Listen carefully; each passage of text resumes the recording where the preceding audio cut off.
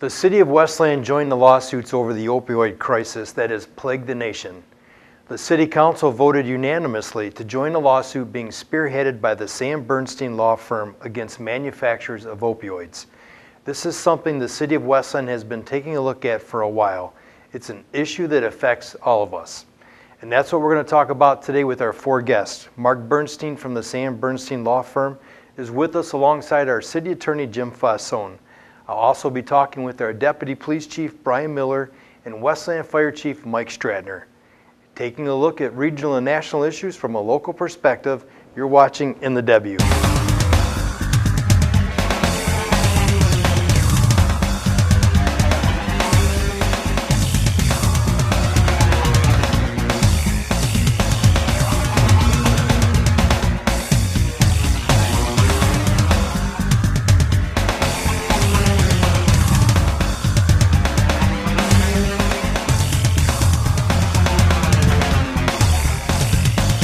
He's the president and managing partner of the Bernstein law firm, and he continues the Bernstein family commitment to public service, work in government, business, and the law. In courtrooms and communities across Michigan, he fights to make sure everyone gets a fair shake.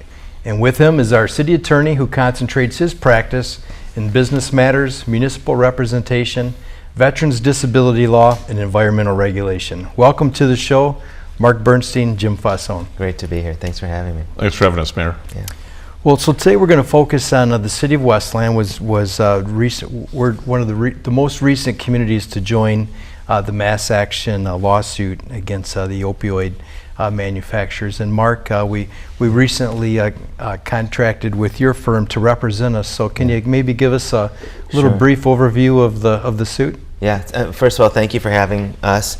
And thank you for having me to talk about this. Westland joins a long list of municipalities across Michigan and really across the country that are holding the manufacturers and distribution companies accountable for the damages that they've caused in your community, the bill that taxpayers in Westland have received to deal with the opioid addiction crisis. And so we're representing municipalities like Westland in claims against the distributors and manufacturers of these drugs for taxpayer money spent on everything from, in two broad categories, public health and public safety. So addiction-related services in the public health category to the expenses incurred by law enforcement to deal with addiction-related issues in Westland. The second element of the claim that I think is of equal interest for Westland and for other municipalities is this demand for injunctive relief.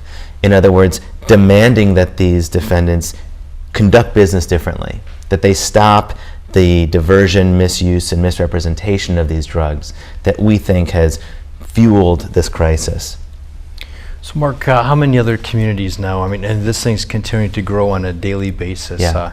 How big is this thing getting? This is, so as of right now, we represent, just my firm alone, about 5.1 million citizens in Michigan, municipalities that account for that number of citizens. That's over half the population of the state of Michigan involved in this, and that number is growing.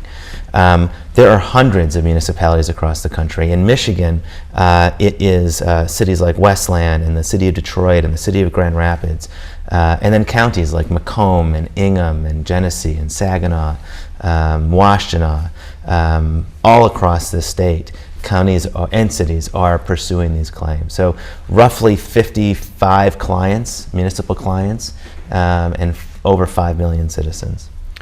So Jim, now can you talk a little bit about, is there any risk to the city? Is there any cost to this, and kind of what our involvement's going to be?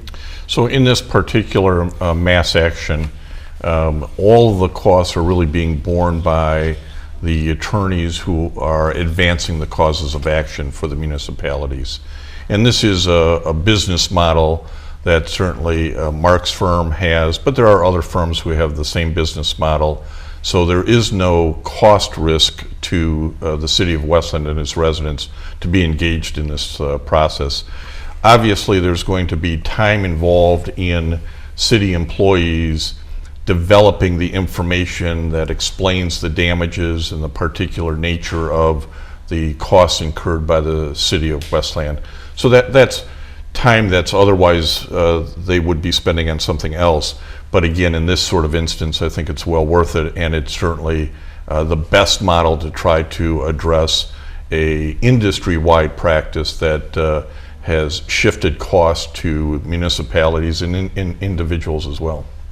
We're actually going to sit down a little bit later in our show today with both our police chief and fire chief to talk a little bit more about exactly how much time they are spending on this issue and the wear and tear it's putting on our system. Mark, I thought you did a really good job at our city council study session, kind of explaining, what opioids are and maybe what they were originally intended for, but what's happening with them now. Can we take just a little bit of time to educate our viewers on that? Yeah, I think that's important. This is to talk about what this case is not. It is not a defective drug case. In other words, opioids do what they're supposed to do. And in certain very particular narrow instances, these drugs are invaluable. And so I'm sure there are people who are watching this show who take these medicines for appropriate reasons and for whom these drugs are in many ways life-saving, dealing with pain involving oncological cancer-related treatment after very serious surgical procedures and under the direct supervision of a doctor. Or in palliative circumstances where, in hospice situations where addiction is not as big of a concern as pain management. Those are the circumstances that these drugs are important and effective. These are drugs, though, that should not be prescribed for, should not be prescribed in the volume that they have been prescribed after a root canal, or after a soft tissue treatment at a chiropractor's office, or an abscess. These are drugs that 13% of people who take an opioid for 8 days straight are still taking an opioid a year later. That just shows you the high addictive qualities of these drugs. When you put that in, when you think about that addictive power of these drugs, with the frequency of prescription. So in the state of Michigan, there are approximately 1.2 prescriptions for opioids for every man, woman, and child in the state of Michigan. That's a number that has skyrocketed over time. So when you see the frequency of prescription and the addictive quality of these drugs, you can see how this storm created the mess that we're in. Can we share some of the names of some of these opioids for our viewers? They may be taking them and not even know exactly what we're talking about. So you go to a root canal and someone walks out with a 30-day supply or a 60-day supply of Oxycontin, for example, is a very commonly prescribed Tramadol opioid. Would be another one. Yeah, exactly. So there's a lot of different names that you might have this. Vicodin would be another one. A lot of different names on the bottles in your medicine cabinet, and the problem in part is related to you use it for a day or two and you leave the rest of the 20 pills in the bottle. That becomes available for, and I've heard these stories. I think your chiefs will tell you these stories, that whether it's a granddaughter or a grandson or a child or a tradesman, they get their hands on those extra pills and they get diverted into the community. So overprescribing, having too many pills in your medicine cabinet may lead to the problem.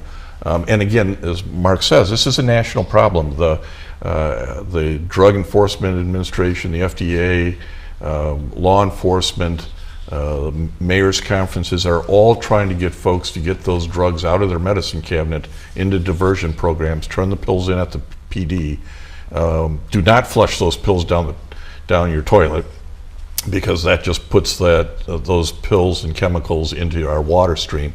But there's really a large national effort that this litigation follows along with. Yeah. And Jim, you mentioned about the disposal. We actually have a receptacle that's in the lobby of the Westland Police Station. So if you have any of these drugs or any other prescription drugs or even any over-the-counter medication that you just want to make sure you get rid of or you don't need anymore, the best place to get rid of that is at the Westland Police Station. Right in the lobby, you don't have to say anything to anybody. You can just walk in and drop it in the chute area and just head back out the door. Yeah, that's a real public service. I'm glad you're promoting it. So, Mark, back to the lawsuit. So are we going to have to, are our residents going to have to do anything, or is there anything that they have to do or that they should know about? No, I mean, Jim walked through the economics of the the county's or the city's engagement in this. It is relatively minimal in terms of the work of municipal leadership and administrators. I think their experience with opioids and the impact that these drugs have had on their families and in this community will be valuable as we proceed with this claim. But we're in the very early stages of this case. And so we will, of course, be keeping our client, the City of Westland, and the people of Westland informed about how we're proceeding with this case and how they can be helpful in the case. So, Mark, I have to ask you before we go to break. I noticed that you were one of the first law firms that jumped into this case. Yeah, and yeah. while this may not necessarily be your family practice, what made you spearhead this effort? Because I've been very impressed with the amount of coverage that you have and the amount that you're personally involved with it. So we got involved in this case because it sits at the convergence of important issues. I'm really fortunate at our firm to be able to take on, given the resources that we have and our experience and our expertise in complex litigation matters, to take on cases that have these types of characteristics. We're comfortable interacting in a government and civic environment. And we have there are no cases that are identical to this. Tobacco is a case that is similar but not identical. And we have experience in that arena, in the pharmaceutical litigation, medical device arena. And so that experience translates, we think, to this type of case. We believe it is, as we've seen this unfold. And so we're thrilled to be engaged in this work in a constructive way with government that's eager to take a leadership position in it. Okay, well, we appreciate that. Yeah. So we're going to take a quick break. I'm going to come back. We've got a few more questions for you guys. So stick with us. We're going to come right back in a few minutes. We're going to continue our discussion today on opioids and Westland joining the mass action lawsuit. So stay tuned to NW. We'll be right back with attorneys Mark Bernstein and Jim Fausone.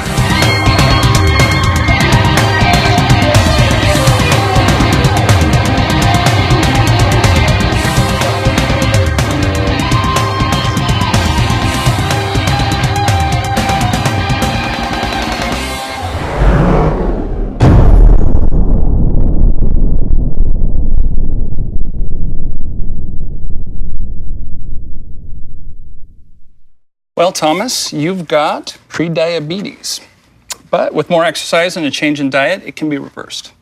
I've tried exercising. It just makes me hungry for bacon. I love bacon too. And who really likes to exercise? Not me. Me neither. Nobody. So we're good? What? Oh, you still have pre-diabetes. Big time.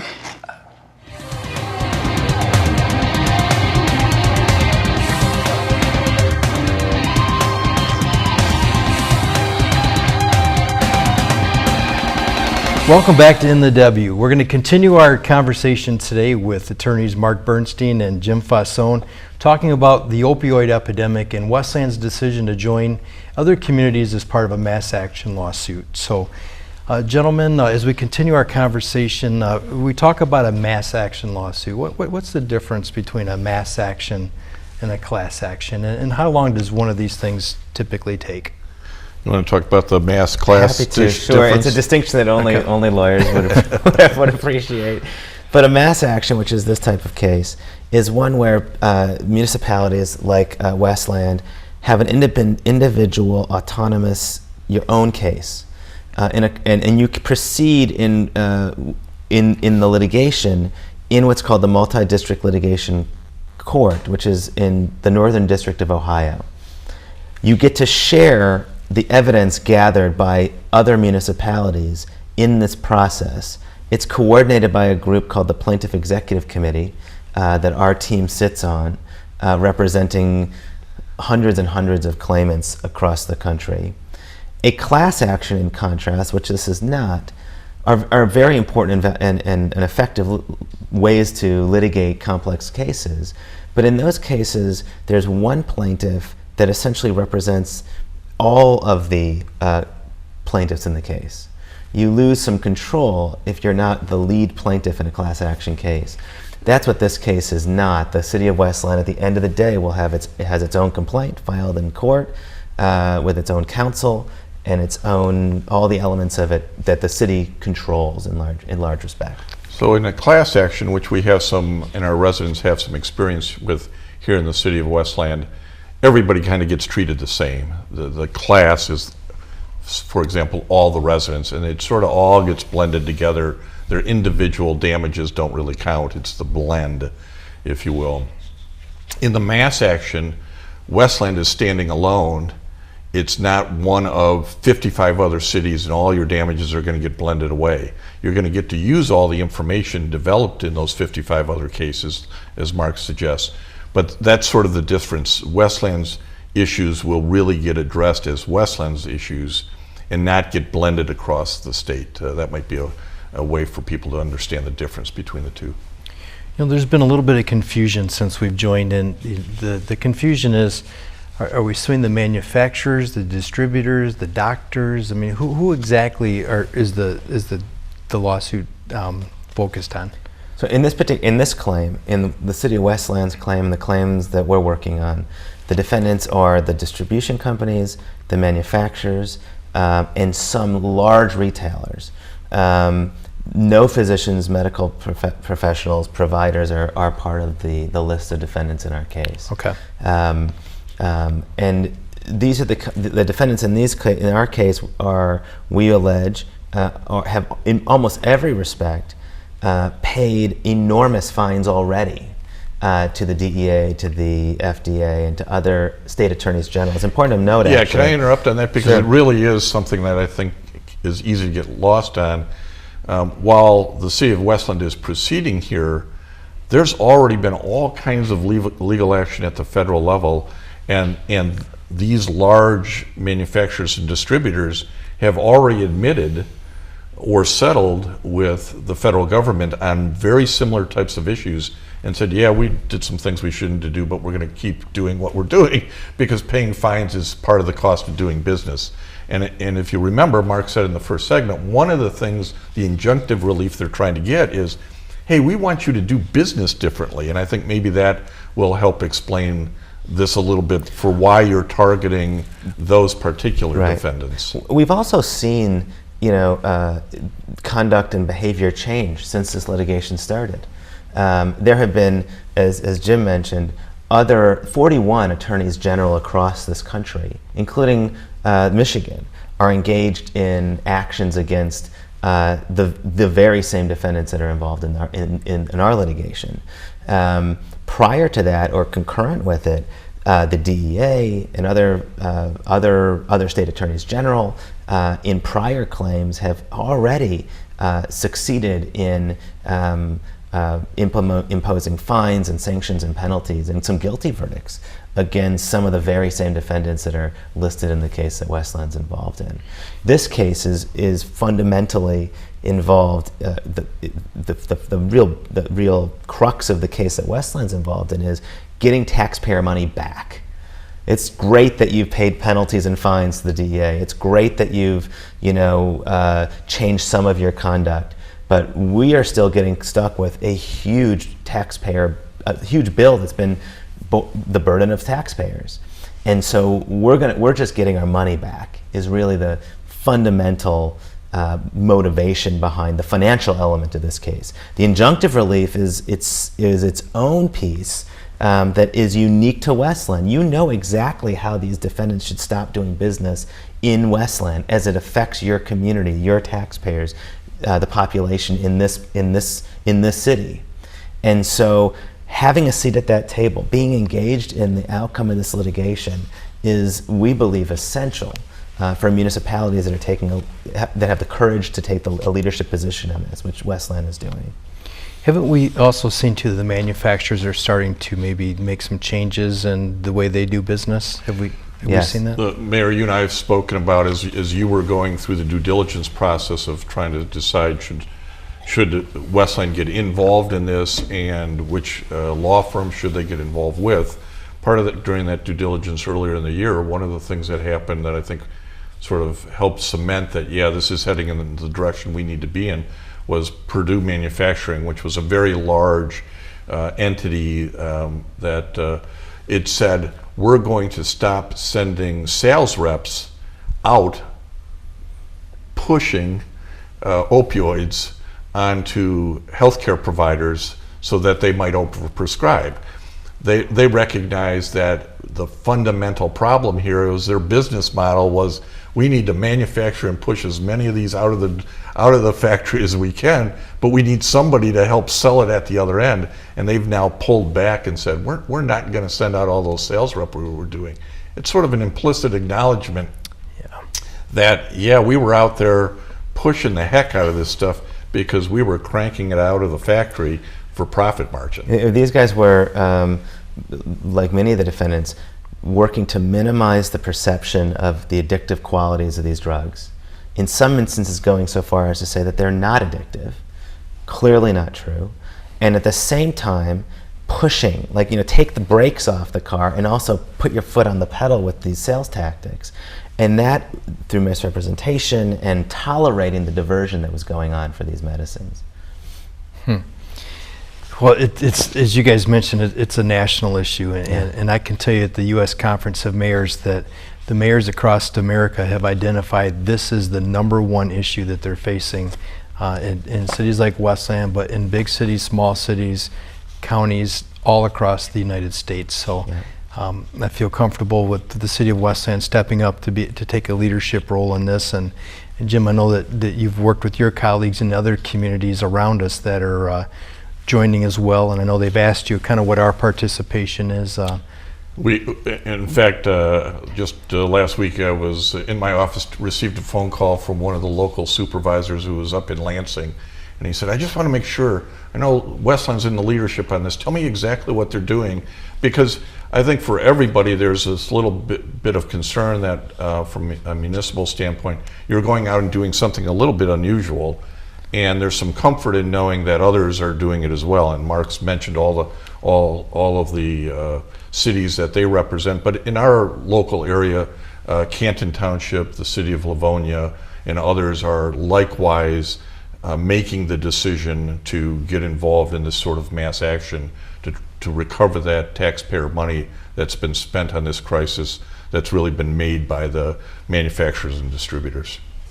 So Mark, before we go to break, is there any last words that you can leave our viewers with on the lawsuit or anything else related to this matter? So, people ask, like municipal leaders in this community, what can we do about the opioid crisis? What tools are available? And the answer that I give is we should be doing everything we possibly can do. Every tool we have available, we should be using to combat this, whether it be the criminal justice system and law enforcement, better regulations in Lansing and in Washington, and then of course there's the civil justice system, which is another tool in the toolbox that the city of Westland is utilizing. All right, Jim, any final words? I'd encourage people who are really interested in this subject to do more research online, and one of the sites locally is michigan-open.org. It's a site that the state of Michigan and other healthcare providers have put together with a lot of information, a lot of ideas on how to get rid of the drugs you don't need, and it really would arm them with good information. That's a big deal, by the way. You mentioned this a little bit about, it's like the medicine cabinet is a huge driver of the downward flow, so to speak, of these drugs. So someone, in most circumstances, leaves after a root canal with 60 pills of Oxycontin, and they take 5 or 6 or 7, and they don't use them anymore. They keep them in their medicine cabinet. And they've got a kid in high school who is, pulls these, knows they can sell them for $5 a pop in the hallway of the high school, and that is this, downward flow of how people get into trouble with these medicines. So if you have these drugs, you haven't used all of them. They're sitting in a container in your cabinet in your bathroom. Take them to the police station. Get rid of them. That's a huge small thing that someone can do with a huge impact. I think that's something that Westland will continue to do to get the word Yeah. out, and we'll use shows like this and social media Yeah. to educate our residents to, like you said, take a look inside that medicine cabinet. Let's get this stuff out of the pipeline. Yeah. All right.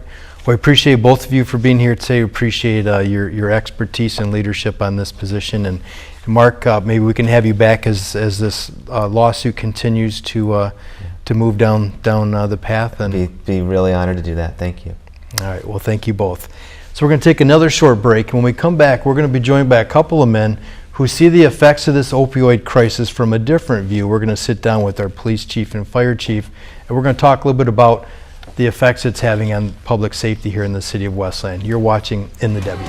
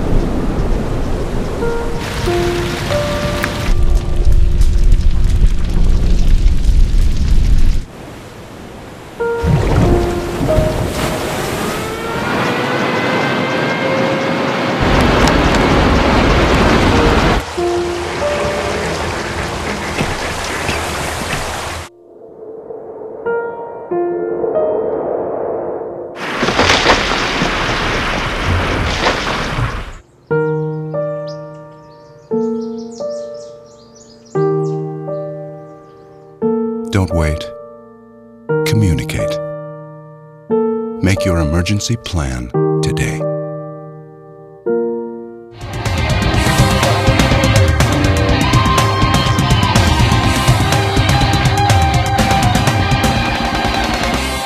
They're two of the hardest working people in law enforcement and public safety, and we're fortunate to have both of them working right here in our own city.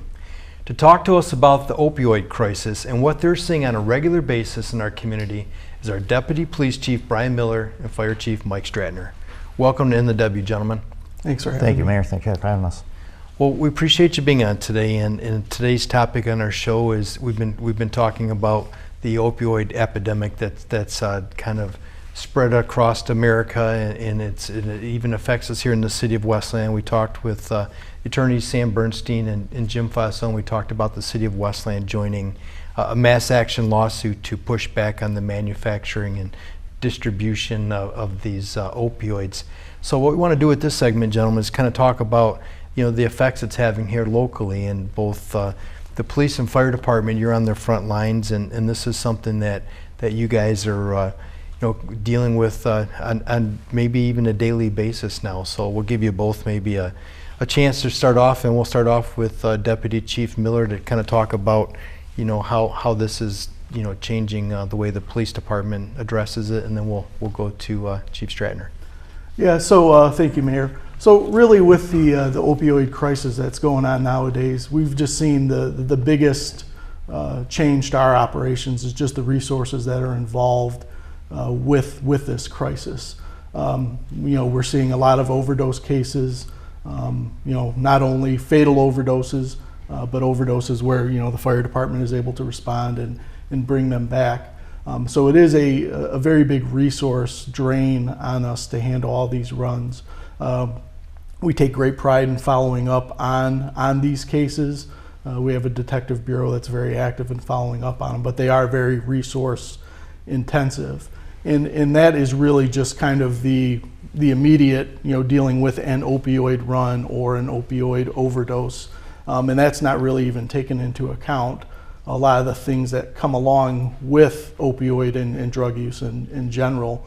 We have, larcenies, larceny from autos, burglaries, and all the associated crime that these users are going out trying to raise money for their habit.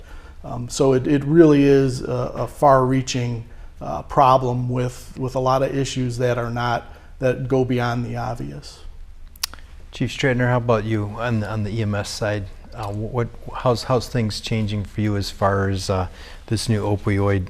It actually isn't new. It's something that's been around for a while. But what's the effect it has on the EMS department? It's really about your resources. Like Chief Miller says, is it takes a lot of resources, right? As we have so many calls for service, and every community only has so many units available to answer those calls for service.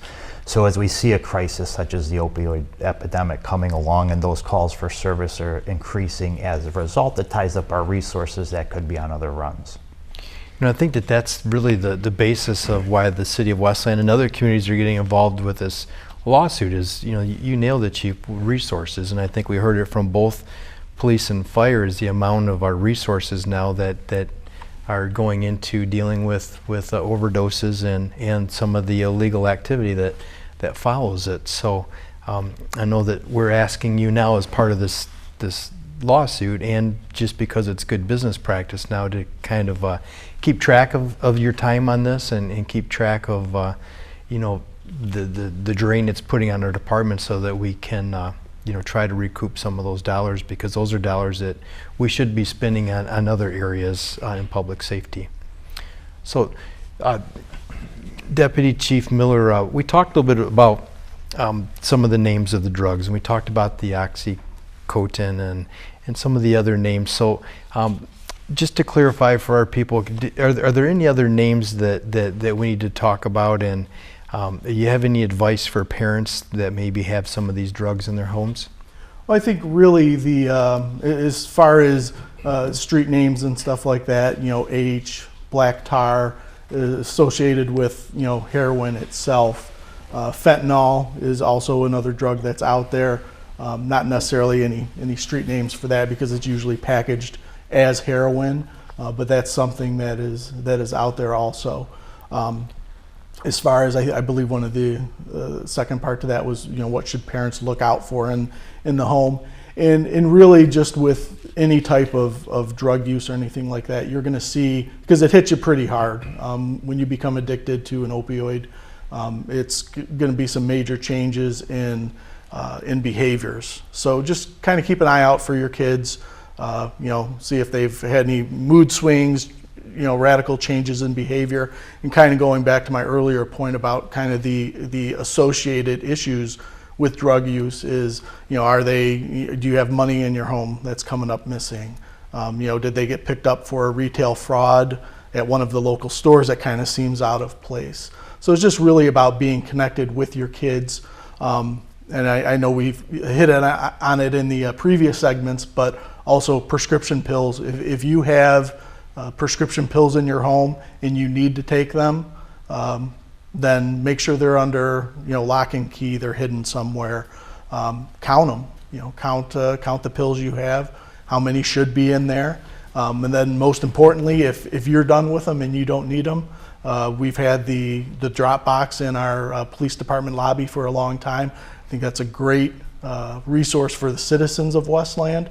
And it is getting used quite a bit, so we're happy to see that we not only have it, but our public relations campaign of letting people know it's there for them is working, because we do have a big turnover with clearing that thing out. I think that we've learned now is that the prescription drugs. I think that a lot of us, maybe when we were younger, our parents worried about locking up the liquor cabinets at the houses because they thought that the kids or maybe their friends may get them involved with that. But now it's that medicine cabinet. Take a look at those prescription drugs. Count them like the chief says, because there's a market for this, and kids in schools are selling these drugs. Maybe they're $5-10 a pill or something. So we need to make sure that we get those out of the system. And your drop box, I think, is the best way to do that, because no questions asked. You can walk right into the lobby and you can drop off your prescription drugs, over-the-counter drugs, and they'll definitely make sure that they get taken care of. We learned earlier, don't flush them down the toilet. That's about the worst thing that you can do with them, because that just causes other problems down the line. But If I could, Chief, Mayor, you wanted to I jump think- in here? I think you brought up a very good point, Mayor, is that, our parents used to lock the liquor cabinet. Right now, we're going to the doctors, we see an over-prescription of opiates. You go and get your tooth fixed and you come home with codeine or Oxycontin or hydrocodone or any of those things that people just see as common narcotics. They take them for a few days and they're done, and they leave the 50 other pills sitting in the cabinet that they really don't see as a threat because, hey, I didn't get addicted, what's going to happen, right? But our kids are under a lot of pressure. They have high expectations of them, just like they always have, but now that outlet's no longer, going and breaking some windows somewhere or drinking. They have these prescription pills available everywhere, and they bring them to school and they sell them, and there's that market value for them, and that it's my outlet. I'm experimenting with this drug, but experimentation very quickly becomes abuse. So, Chief, as you can see, I think that's going to be part of our continuing educational aspect with this in Westland. I appreciate both of your input on that. Chief Stradtner, I want to talk a little bit more about, you get the phone call, the call comes into 911 or 911 that there's a potential overdose. Your guys go out to the scene, and so can you kind of describe when we say that we're using resources, what does that look like? And I understand now that you guys are carrying, it's called Narcan. Yes. And you can explain what that is and kind of how that's changed as well. So we've carried Narcan for years. What we've seen is a more prevalent use of Narcan. Which Well, let's explain what Narcan is. And what Narcan it is for. basically a narcotic antagonist, which is basically your opioids get into your system and kind of hang onto your receptors and cause that chemical reaction in your body that gives you that euphoric feeling, that joy feeling that people seek through abuse. Well, we can come in, and once we establish an IV, we can give Narcan through that IV, or our engines carry it in a nasal spray, and it basically goes in and has a chemical reaction in the body where we can take a patient who's unconscious, barely breathing, and within a minute or two, they're awake.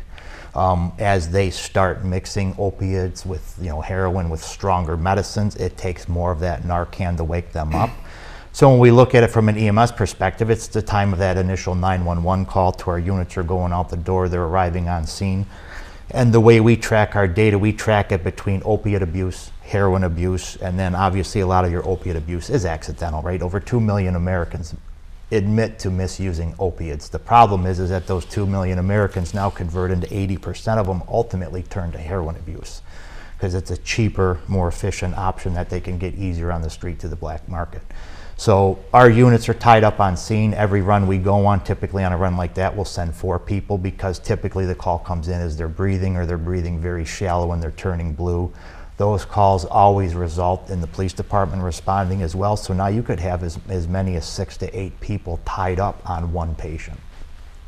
So you get out there to deliver the Narcan, and that's something you said that now you're even carrying it in your engines because it's so prevalent. Is this something that you're delivering this on a daily basis, you think? It's almost daily, yes. Our data is tracking that. Yeah, we deliver it almost daily. So now on one call, we're tying up potentially an officer, maybe even 2 officers, and 4 EMS on one call. And I've got to think that at some point you start to maybe see the same people. You're responding to the same people over and over? Yes, yeah, we do track the data now, and we do track it by name just so we have that history. And yes, we definitely see the same people. So do you guys, we talked a lot about kids earlier, but is this something that you're seeing, adults, kids across all social economic, are we seeing Caucasian, African Americans, male, female? Is this something that's affecting everybody? Yeah, it is really, it has no boundaries. And that's something that we've seen, a lot of times you talk in theory about gateway drugs and all that. But this is something we have seen where a lot of the people we have in jail for heroin possession started out with prescription drugs. They build up a tolerance. It becomes less effective, so they have to move over to heroin in order to get that same effect.